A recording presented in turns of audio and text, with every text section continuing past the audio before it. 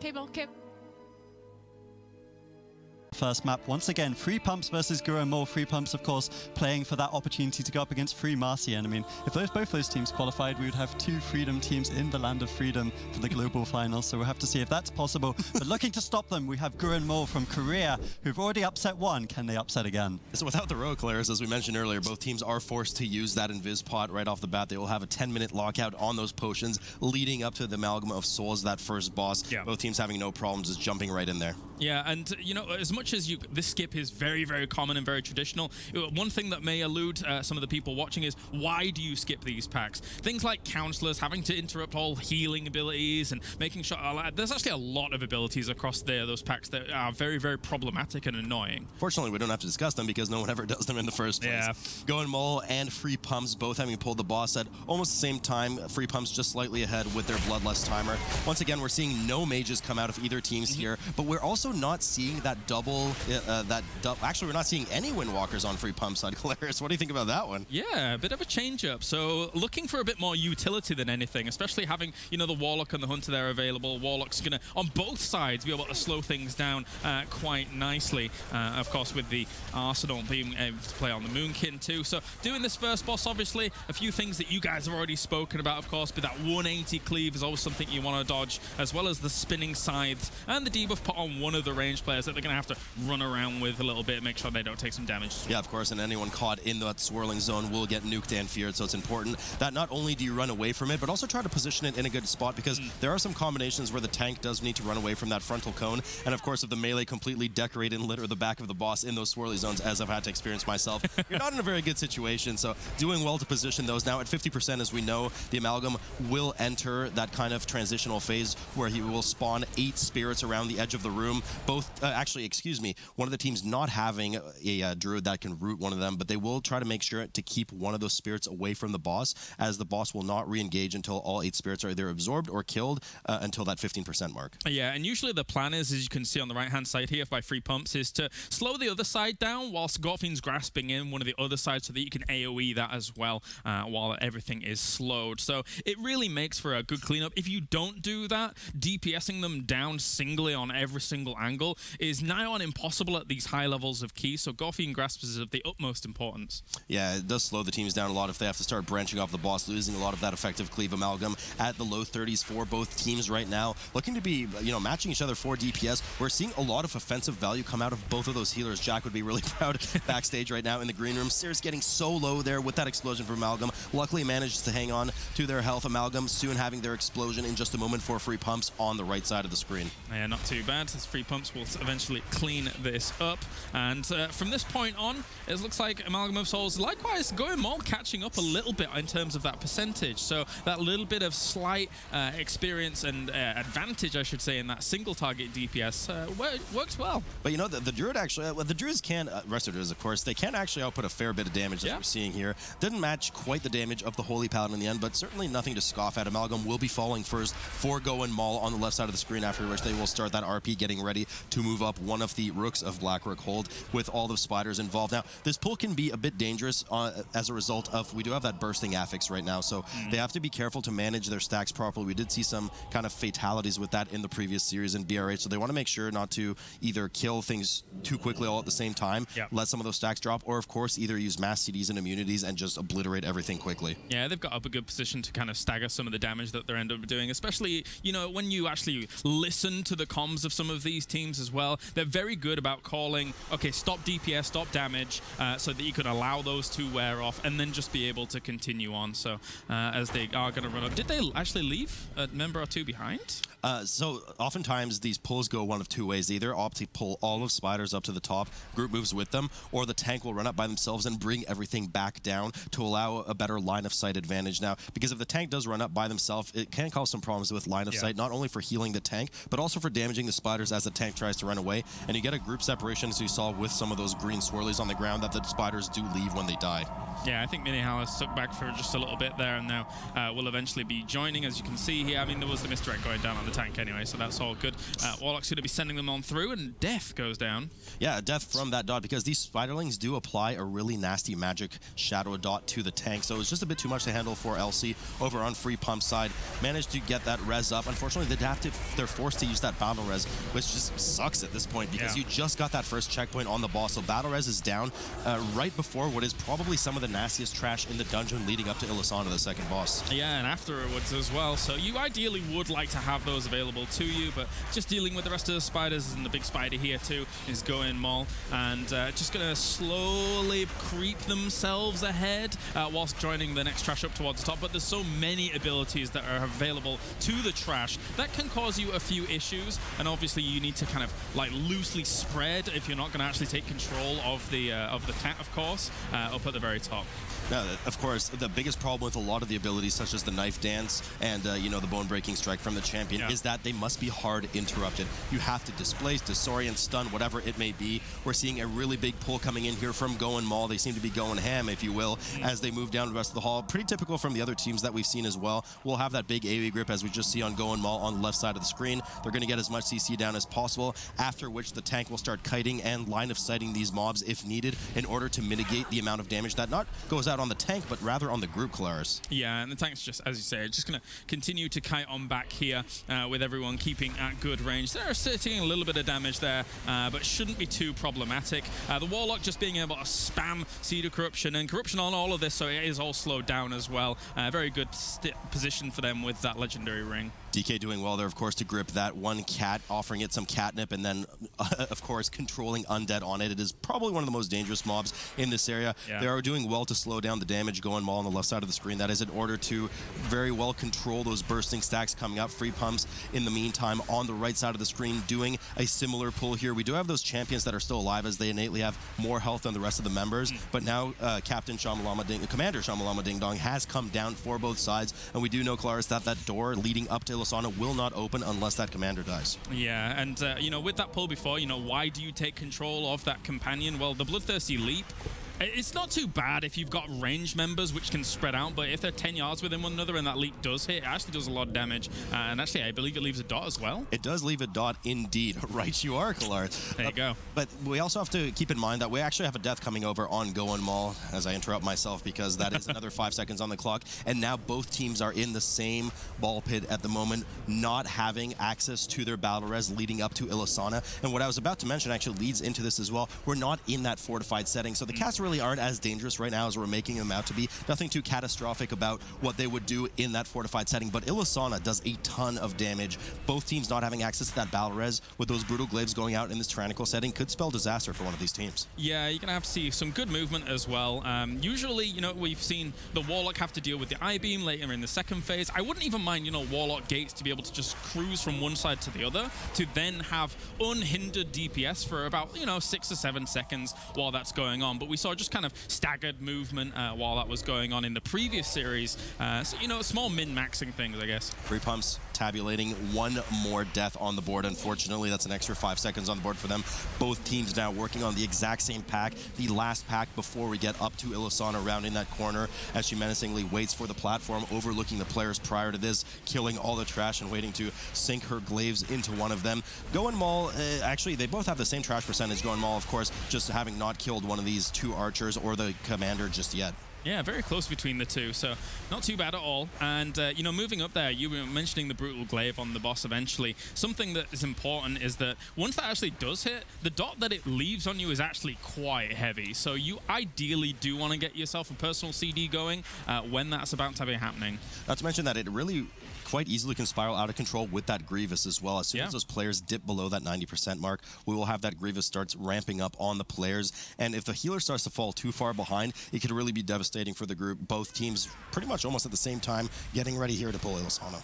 And we'll start here as just going on towards it. And obviously they want to start forming little triangles when when the abilities actually begin. Obviously, the Dark Rush is the most important thing about that, and then just being able to move out. You don't want to be taking extra ticks, especially on Tyrannical, when Ilisana is doing huge amounts of damage. The Brutal Glaives going out, and of course, glaving that player, a heavy bleed. Mini Hala going down over on Goinmul side. And what we were just talking about, they don't have that Battle Res active. They will have it active in a few seconds, but for now, they're left 4-manning, which is slowly going to put Goinmul behind Free Pumps. Free Pumps soon to enter, has now entered that transition phase where we will have the extra Arcanist and the extra champion spawning, wanting to make sure to interrupt that Arcanist constantly, as he will get an increasing damage buff the more successful Arcane Blasts go out. And you can see how much, just in general, the Dark Rush did. I think, I can't even tell if one tick of the flames actually went off there, but if you're a hunter in that position, as soon as that Dark Rush hits, yes, you can walk out of it, but if you really want to be truly safe, you can technically disengage out of it for that instant response to what's actually going on. Or just pre-turtle, man. I don't want to take any risks. Might have not had it available, of course, because they just did a lot of that dangerous trash downstairs, so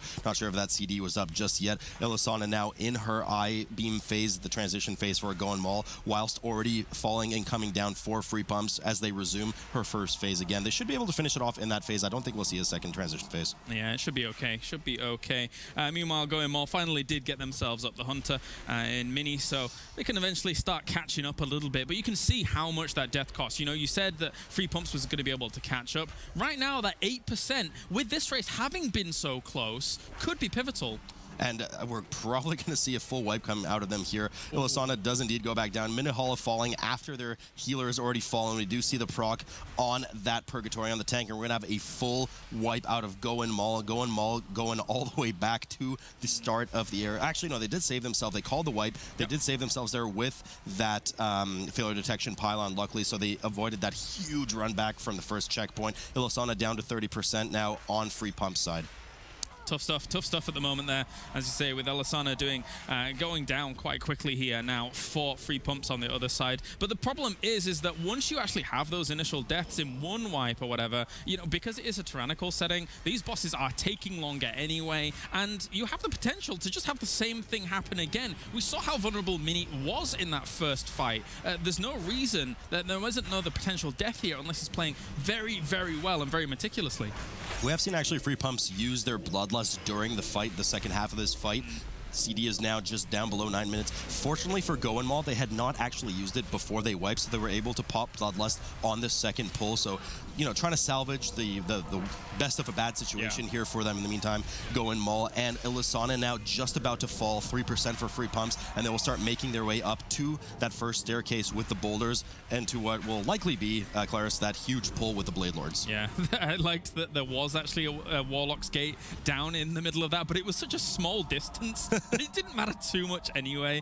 So once, as you mentioned, big pull probably going to be coming out from them. And this one for me is one of the scariest. I mean, it's not fortified, so it's not as troublesome, but it still causes some problems with the amount of sheer damage that can come out. So it's going to be a kiting pack towards the end of it. I thought you were referencing the boulder smashing you in the face, but we are indeed talking about the trash in the second balcony as we see LC rearing up to likely pop the sky step, go all the way to the end of the hall, pulling all 3 of the Blade Lords. We do have another wipe likely coming out of Goinmul, unfortunately, on the left side of the screen. That's going to be another 25 seconds on the clock, plus the res time. And this time they were in that bad situation where they had used the Bloodlust. They don't have Bloodlust available. They're going to have to pull it 3rd time. So all eyes on Free Pumps on the right side of the screen as their Blood DK does move up and pull everything in this hallway. Ilisana's a scary beast, but there's Goffin Grass once again. Chaos Nova's going to come out so they can start dealing a lot of this big damage. A ton of corruption seeds coming out here. With the seeds as well, talented in for this Warlock. And the Solar Beam even came down here just to continually silence those. Of course, they do move out of it eventually, but if you can just buy a little bit more time while the big damage is coming out on the rest of the group there, it could be pivotal in killing off the rest of this group. So it's going to be really important here is how well the group manages to stagger the bursting stacks that come up from this really huge pull. They're doing well here. Kill a large portion of the smaller adds, waiting for that debuff to grab off. They will now kill the second portion of the adds, likely the Blade Lords as well, which we always emphasize this. Their Brutal Assault is, well, frankly, quite brutal. It does a ton of damage to the tank. Really important to interrupt it after the channel's gone out, after the cast has gone out, while the channel starts, to make sure that they don't just repeat it as soon as that CC is done. And once Indigestion is cast, it's actually not too bad for the group. It's very, very easy to dodge out of Fire Breath that you can easily easily get some damage on some of those minions once you get away. LC is going to be heading on the way up, making sure that nothing touches us. I like that our observers have switched to this just in case. Oh, just in case. Oh, no. Oh, no. LC caught between a rock and a hard place because once one of those boulders hit you, you do get stunned for 4 or 5 seconds. Luckily manages to have a bit of luck with the boulder spawning on the opposite side of the staircase, so it doesn't incur that death, gets to the top, excuse me, and stops the flow of boulders coming in as the rest of the group luckily safely manages to follow suit and go upstairs as well. Yeah, I like how he was wraith walking as well, so he's a little bit faster whilst doing it and still gets hit. Poor LC. We didn't see anything. DK's really the slowest tank of them all. Yeah, you're right, you're right.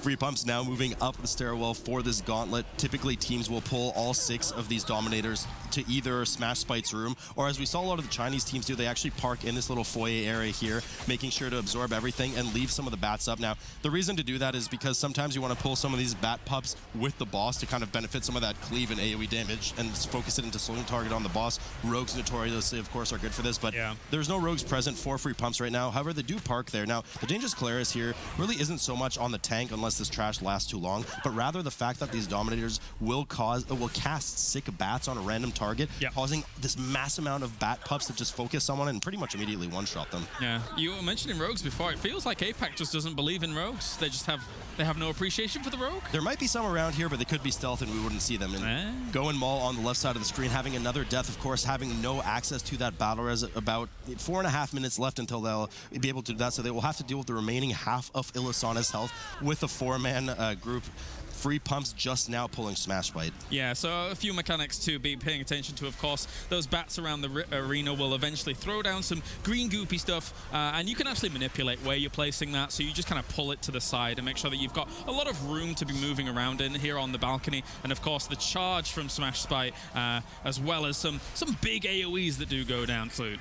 Yeah, the big AoEs are, I mean, quite menacing, especially in this tyrannical setting. Now, we're not at the point now where they will one-shot the group and players have to start gearing too defensively with Pridus and what have you. It should be safe, but we will see some pretty scary dips coming from some of the players. Team doing well here to rotate that charge and make sure that no one person eats 2 charges in a row, of course, unless they have a very heavy defensive buff on them or the tank is taking it themselves. And doing well, really, with their real estate, seeing how well they layer that kind of bat guano on the side of the room, making sure that it's not too invasive for them. As long as it doesn't smell of ammonia, I guess you'll be fine. But overall, yeah, you're right. With the AoE that's important as well when you're coming up against a Grievous setting is that in the end, as long as you are negating the Grievous after that big smash does come out from Smashspite, you're going to be in a good position. And the Resto Druid's good for doing that. In the end, it doesn't even matter. You're absolutely right, Calaris. Free Pumps now getting ready, starting to hit that halfway mark on Smashspite. Now, this fight, as attributed to kind of that goop that comes on the side of the screen, does start to get scarier and scarier because you start to run out of space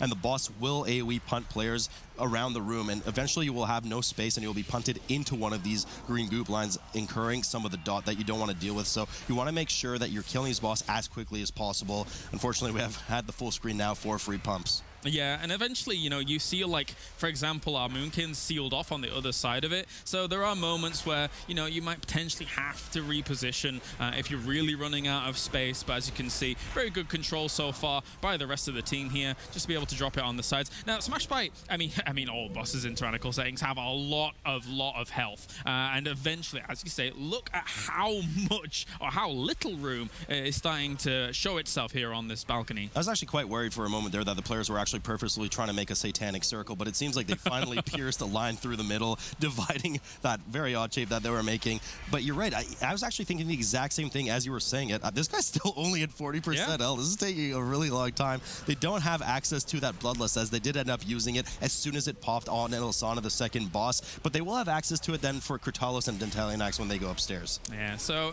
this is eventually going to die off. 22%, everyone's still very healthy. Likely another smash going to come in, and then from there, they should be fine as long as they're able to survive that. Still plenty of mana left on our Resto Druid as well, so he's not feeling too much pressure.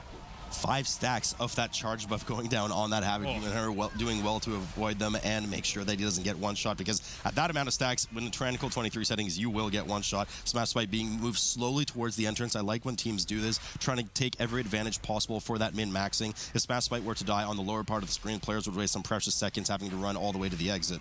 Yeah, you're right, and it does trigger the checkpoint right after this, right? Yes, yeah. So any death after right now, well, hey. if anybody else dies, they will be able to release and come down here, but they will likely, from what we've seen for all the teams, be pulling everything all the way to the top of the Rook, the Spire here, AoEing it down.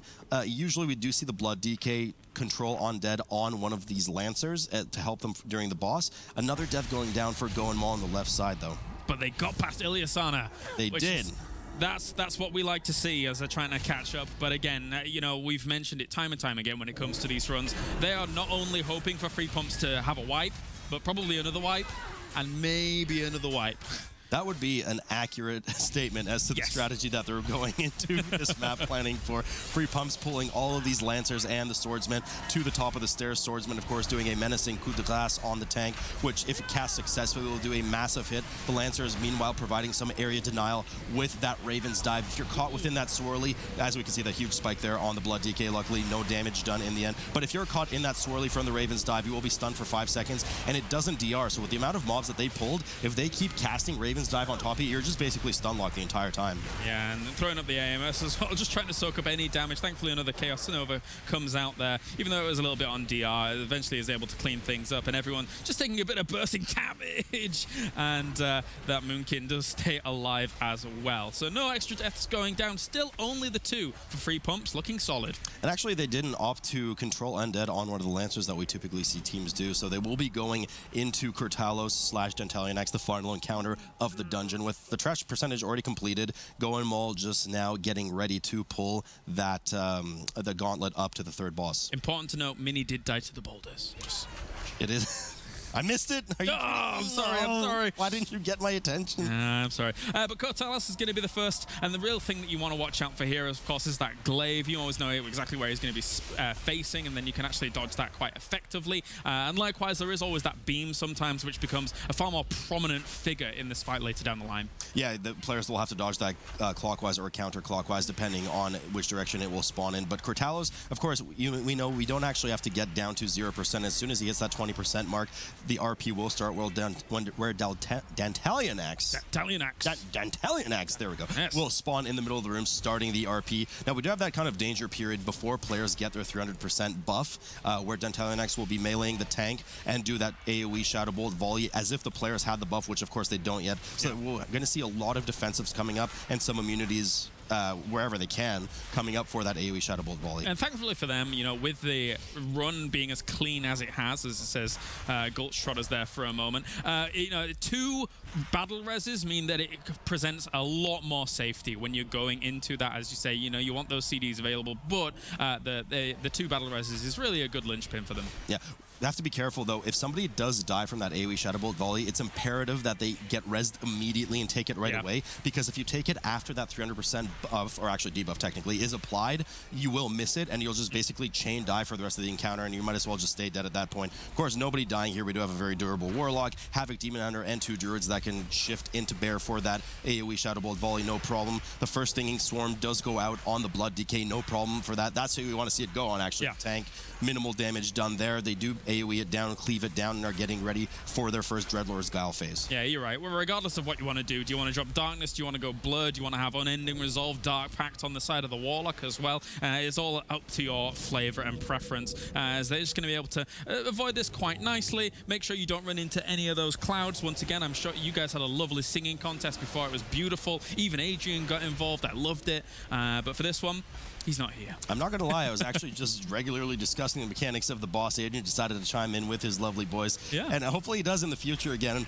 But you will have to make do for now with just us 2. Free Pumps popping that drums. Of course, they don't have a natural bloodlust in this group, so they will have to suffer that 5% less haste during that 40-second period.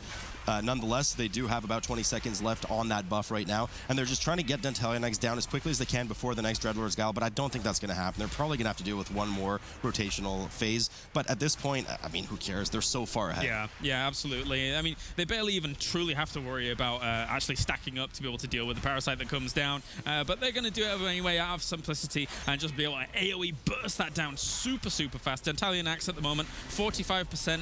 Goinmul going into Smashspite fight here and almost killed it off. And looking at the control of their goop that they've been able to throw down, it looks like they had a bit more space, so they must have done a bit better here on Smashspite, but it's a little bit too late. Too little, too late, indeed. There is a finite amount of lines that go down from the bats. Eventually, the first ones that spawn do start to despawn, so it's really just about managing them throughout the fight. Dentalianax down to 34% as Free Pumps dealing with their last transitional phase right now. I'm not going to lie, even a full wipe from Pumps right now might not be enough because we have a 65-second differential between the two teams, which, according to my math, is 1 minute and 5 seconds. There you go. Quick math. Nice. I like it. Very well done. Dentalianax here is just going to be slowly being burnt down as well, and they were able to deal with that previous phase quite nicely. One of the clouds did scare me briefly for a moment as they were skirting around up towards the top, but they, from their perspectives, they were able to see the opening and then get through quite quickly. Yeah, so Dentalianax is going down to 18% now. Quite confident that they will be taking this. And, you know, this is a huge advantage that we always discuss at the table. I'm sure we'll mention in a moment. Adrian's already given me the eye that he will mention this. But huge advantage, of course, with these map picks coming up in favor of Free Pumps as they get Dentalianax down to the single integer digits of health remaining. Goinmul going all the way up to the top of the stairs. They got to know that they're behind at this point. Getting ready to pull the trash with... they've actually finished the trash, but too little, too late, as we mentioned earlier. And we do have Free Pumps with that first game win. Yeah, and a huge advantage for Free Pumps now that they've got comparison to Free Pumps that have really locked in safety for this series. And the map choice and the affixes the selected may not be the hardest as we head over to Lower Karazhan. We'll have to see with the Fortified Volcanic and Necrotic if it's going to be enough for Goinmul to pull back one in this series or if it's going to be a free win for Free Pumps. Right off the bat, Glaris, you know what we're going to see. We're going to see that control undead on that spirit, that forlorn spirit. It just takes so much time to kill that one mob by itself. It's just such a waste of time. I'm going to be really interested to see how the teams, there's just so many little different strats you could do here in terms of mass skipping, the healer going downstairs by themselves with their own skip to start that RP on the Opera event while everybody else dies and gets battle res downstairs. So we'll have to see which direction these teams head in. Yeah, exactly. I mean, 60% of the time, you may as well put these guys at 20 seconds to start the very fight because, you know, most of the time you see those 4 deaths, all very, very intentional, very, very calm, but a lot of damage actually going out on that first trash pack there to start things for Free Pumps, so they're looking to clean a little bit of it up. I think Sups is already stealthing downstairs, though, if I'm not mistaken, getting ready to start that Opera event after they clean up the rest of this pack, and they release the Forlorn Spirit, which is already kind of a hint and indication as to where the pack is going. Oftentimes, that Spirit is released at the Opera event, wanting to kill it in front of the stage, but the team does opt to release it at the top so that they can get rezzed by Sups, who has already started that event. The team will likely backtrack back up that doorway just for a moment to clean up some of the trash while waiting for the RP. Goinmul here, just going on to 1 or 2 of the packs, and it seems like they got a bit of a slower start with how we're going to have their healer transition on down there to eventually do the same thing. But as you say, those packs are very, very annoying. I actually think it was their healer that did die because they do have 1 death on the board, so perhaps a bit of a miscalculation or a misstep with their immunity and the running down, or their invisibility, excuse me, and running downstairs there. Free Pumps getting ready now, of course, to fight this Beauty and the Beast encounter, where we do have 4 mobs simultaneously active on the stage at the same time. Coggleston, of course, the evil stove from hell, will not be accessible, will be immune until the other 3 are dead. Bablet, of course, Miss Cauldron, and Luminor, the guy that will spawn all the fire around the stage. Now, I mean, there's tactical advantages with killing different ones first. However, cleaving, as we know, is not really effective unless it is boosting your single target damage because the mobs will heal once one dies. Yeah, this fight throws everything at you but the kitchen sink, because for me, Bablet is one of the ones that you actually want to focus down, but they're going to take Luminor first here, just to kind of limit some of the potential of the stoppages that you're going to have to potentially encounter if you want to be moving around, maybe running away from Bablet, etc. So Luminor is going to fall first. Weird. I actually consider Luminor to probably be one of the least restrictive ones, especially because you can combine it with that drenched or wet debuff from Miss Cauldron and start clearing up some of this trash. Nonetheless, they do opt to kill that one first. Bablet, looks like Mrs. Cauldron will indeed be the next one going down, after which we'll have Bablet, the broom that will sweep the nation, going around the room, going down third, and then they will have access to Coggleston. Goinmul on the left side of the screen, just now pulling the encounter. And throwing down that solar beam as well, just to kind of stop things from going on over there. Bablet's being kited quite nicely. 1 death going down on the other side, though, as Harvey gets killed off. So Rez is going to have to come out on towards that Windwalker Monk, and that's a costly death. That is, I mean, they don't have access to another battle res for about 7 minutes now, so they're going to need to play really clean. This is Goinmul's map pick too, so you'd think they would have rehearsed this. Fortunately, they did have that battle res active, otherwise they would have been really detrimental. They would have 4-man the rest of this encounter. Free pumps on the right side of the screen, finishing off that broom that is sweeping around. Bablet now at 50%. If that broom does reach its focus target, it can't be tanked. It will do mass damage and disorient that target for quite a while, I think something like 8 seconds. Yeah. So important to make sure that you're properly kiting Bablet around and getting away from it. Yeah, definitely. And make sure you're not walking into any kind of volcanics while that's going on as well here in this volcanic necrotic setting. And then Cogglestone will eventually become active. So he's got a few abilities, of course. I think it's called Karazhan. I love the name of that ability. To be able to spawn the forks. That's such a great ability name. So the forks do spawn, and there's actually a two-sided danger. Not only do the forks do a lot of damage, and Cogglestone does do a cast as well that will increase the haste of nearby allies, in this case the forks, of course. But there's also, the more mobs that are up, if these forks don't go checked, the tank will start to accrue a large amount of necrotic stacks, and it's very difficult to kite these boss encounters as they often can't be slowed by, you know, the D&D or the Warlock. Yeah, so working that down, Cogglestone doesn't present too much of an issue for them, and they will be able to transition on. Now, the big question is that how are they going to be pulling this? I mean, they do have tools available to do a similar massive pull if they want. One thing that's very important is that, you know, not only is Gorfien's Grasp a great tool to be able to get everything together to eventually AoE it, once those Firelance portals actually cast off when the Blood Death Knight goes forwards, as it looks like they will be going for that huge pull, then you can actually interrupt those Firelance portals with the Gorfien's Grasp as well. Never mind the potential stuns that come out from the rest of the group later. Yeah, so a nice advantage from free pumps as well, because they do have that solar beam that goes down from that boomkin, providing that, I believe, 8-second silence on the group. Then, of course, they can link it into a Chaos Nova. Likely they have some Blood Elves going around and should enjoy it while they can. Making sure none of those casts get off at all, using some of those beams to their advantage as well for increased damage. And they absolutely just annihilate this group. Really textbook example from free pumps as they already start to head up to the front stage area where we will encounter the ushers. Yeah, I love it. Really well executed. Elsie actually had like 5 volcanics right next to him in a wall there for a moment, but, you know, dealt with. It's not exactly the hardest thing to run away from, so those ushers are going to be picked up. And of course, all you've got to really look out is for those flashlights. Don't be kissing in the back row, guys. That's all we want you to make sure you're not doing, and then you should be fine. I told you it was a one-time thing, right? Oh, okay, sorry about that. So you want to make sure you do turn around for those flashlights, else they will disorient you and do about double the damage. Free Pump's doing well to grab the ushers. I do expect they're kind of going to circle around once some of their CDs come off cooldown here. And indeed they do. We do see this massive pull on the stage here where the DK will likely grip everything together. I'm not sure actually if Gorfien's is available yet. Likely not. Yeah. Get everything together, establish aggro, and then immediately get out of there, doing well to pre-AMS and prevent a lot of those necrotic stacks from applying as he slowly rounds everything up, which unfortunately every other tank has to do. They don't have the luxury of that AoE grip always. Yeah, not dissimilar from the last pull around that we saw as well. Likewise, our previous teams didn't have Gorfien's Grasp at that point either, but the majority of the stage runs together anyway. They're not really casting too much. So a Chaos Nova, as well as all the AoE abilities that come in, can easily reach the majority of them without the Gorfien's Grasp. Free Pumps pulling the remaining ushers, after which they will 99% chance head off over to the Maiden of Virtue, of course. A lot of dangerous trash coming up here in that Maiden of Virtue hall. There's lots of debuffs going out from some of those casters that can just combo into one-shots on some of the players. So once again, the same theme that we've seen for a lot of the trash in this dungeon. Not only will the tank need to keep kind of kiting, getting away, making sure Necrotic doesn't get too out of hand, but you also want to make sure you're properly crowd controlling all of these targets as to not get any fatalities in the group. Yeah, if you can run all the way up, then you're in a really good spot. But it looks like they're just kind of separating these up. Oh wait, did they pull all these from the previous room? So this isn't actually... Okay, so just wanting to be in a little bit of a safer spot with these guys to line of sight them initially and then be able to focus down the AoE potential once they get around that corner. Yeah, so this should be, after finishing these off, I would assume running all the way down the hall and line of sighting around the corner in Maiden of Virtue's room, as you alluded to.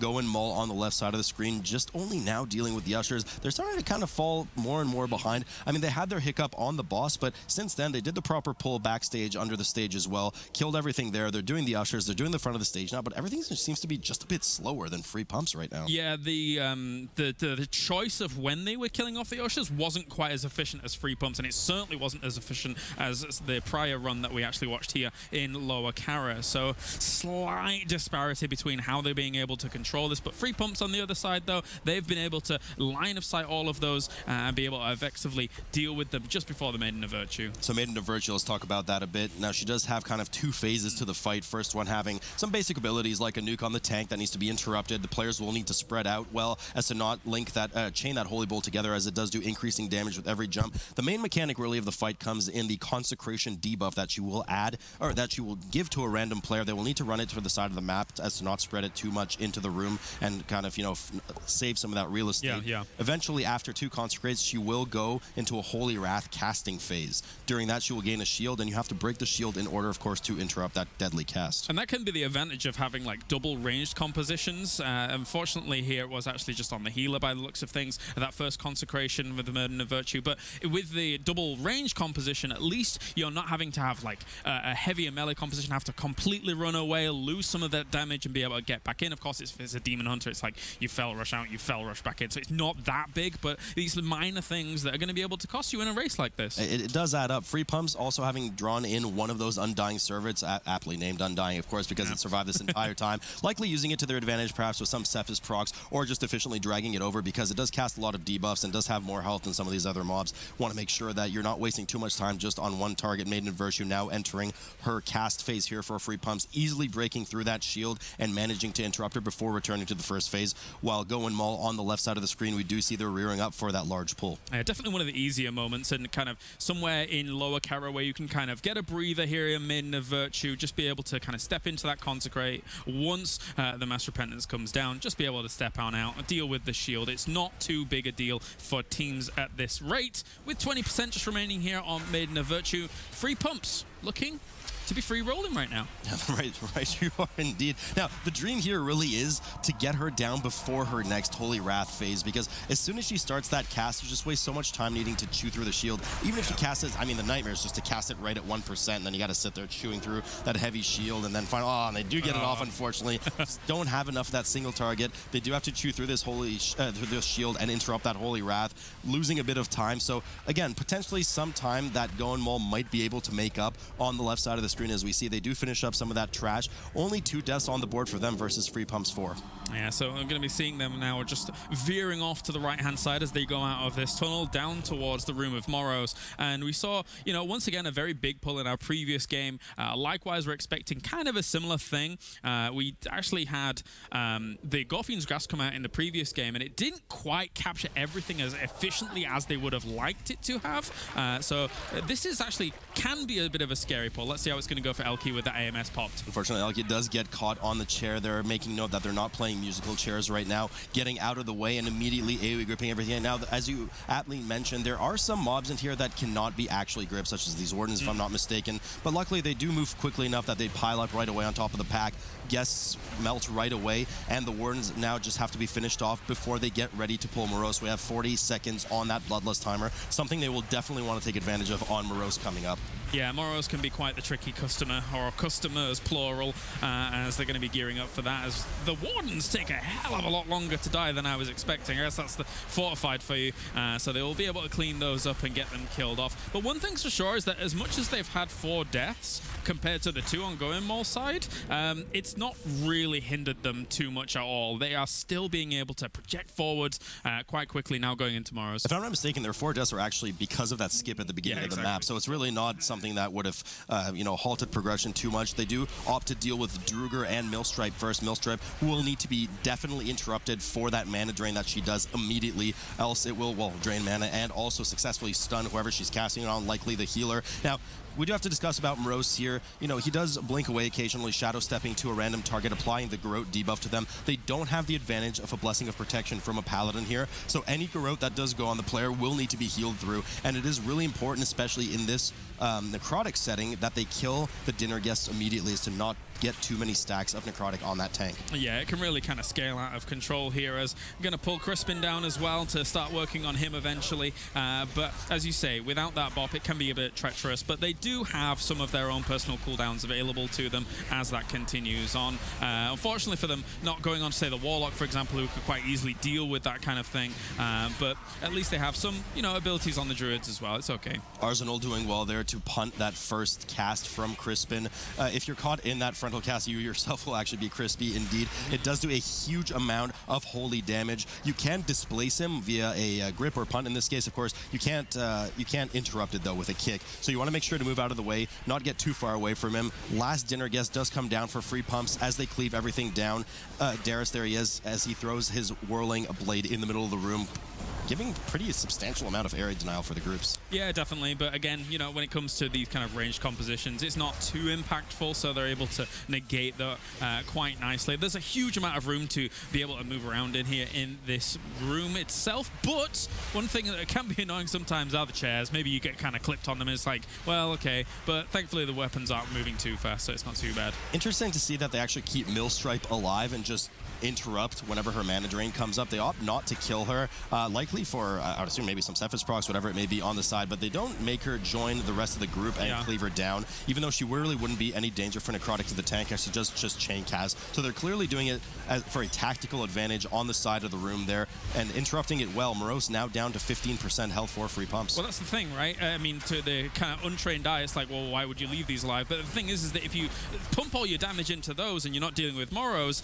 these eventually just go away anyway once Morose is gone. So you can quite happily kind of negate some of the time spent on the extra dinner guests and just kill off Morose and just move on your merry way. But you don't want to be doing Lessos damage in that encounter. They do typically, as we see a lot of the time, I would say this pull is more typical than going through the kitchen that we see from some of the groups. They go around the side through that kind of ballroom area, and we'll be working down towards Attumen in a moment. Free pumps.